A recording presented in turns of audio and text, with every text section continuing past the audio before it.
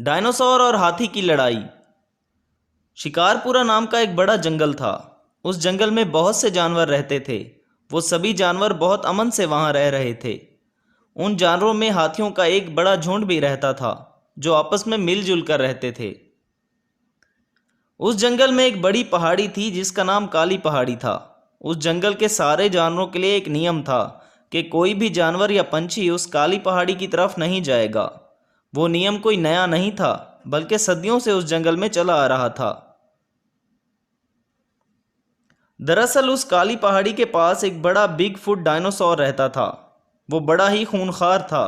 उसके बारे में कहा जाता था कि जो भी जानवर उसके पास जाता वो उसे मार डालता था। जंगल में हाथियों के झुंड में एक नन्हा हाथी भी रहता था। वो नन्हा हाथी बहुत शरारती था। वो अपनी शरारतों से झुंड के बाकी जानवरों को भी सताता था। उसकी शैतानी दिन ब दिन बढ़ती ही जा रही थी। एक दिन नन्हे हाथी ने अपनी माँ से कहा, माँ, क्या मैं जंगल से बाहर खेलने चला जाऊं? नहीं बेटा, बाहर बहुत खतरा है, तुम्हें कोई नुकसान भी पहुंचा सकता है।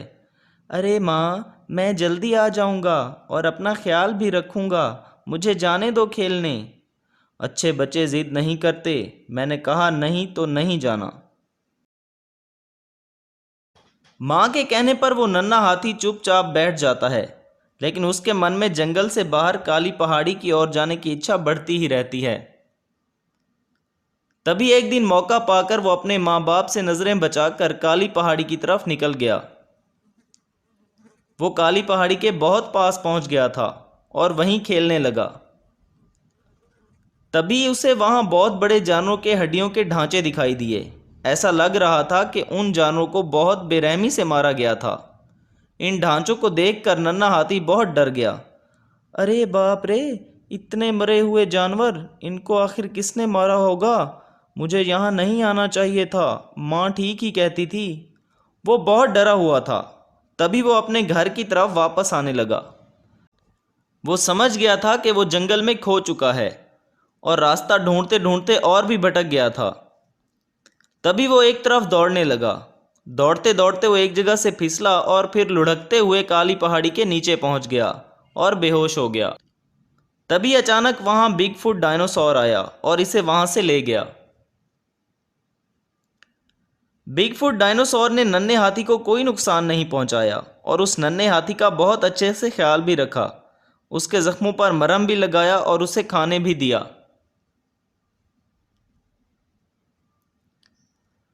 थोड़ी देर बाद नन्हे हाथी ने बिग फुट डायनासोर से कहा, अब मुझे घर जाना होगा क्योंकि मेरे माँ बाप मेरा इंतज़ार कर रहे होंगे। ये बात सुनकर डायनासोर को बहुत गुस्सा आया और वो नन्हे हाथी पर चिल्लाने लगा, नहीं नहीं, तुम अब घर नहीं जा सकते, तुम्हें अब मेरे पास ही रहना होगा। नहीं नहीं, मैं यहाँ नहीं रह सकता, मेरे माँ बाप मेरी राह देख रहे होंगे, मुझे घर जाने दो। अगर तुम जंगल वापस गए तो तुम इन सभी जानवरों को मेरे बारे में सब कुछ बता दोगे, इसीलिए मैं तुम्हें वापस नहीं जाने दे सकता। मैं तुम्हारे बारे में किसी को कुछ नहीं बताऊंगा, मुझे अब घर जाने दो। अगर तुमने मेरी बात नहीं मानी तो तुम्हारे साथ साथ जंगल के सभी जानवरों को मार डालूंगा। ये बात सुनकर नन्हा हाथी रोने लगा। नन्हे हाथी को रोता देखकर बिगफुट डायनासोर को रहम आ गया और उसने नन्हे हाथी को घर जाने दिया। जैसे ही नन्हा हाथी जंगल वापस आया, उसकी माँ ने उससे पूछा, अरे तुम कहाँ चले गए थे? मैंने तुम्हें बहुत ढूंढा लेकिन तुम मिले ही नहीं। माँ, मैं इस काली पहाड़ी की ओर गया था। क्या कहा? काली पहाड़ी? उस काली पहाड़ी में जो खूंखार डायनासोर रहता है वो बहुत खतरनाक है।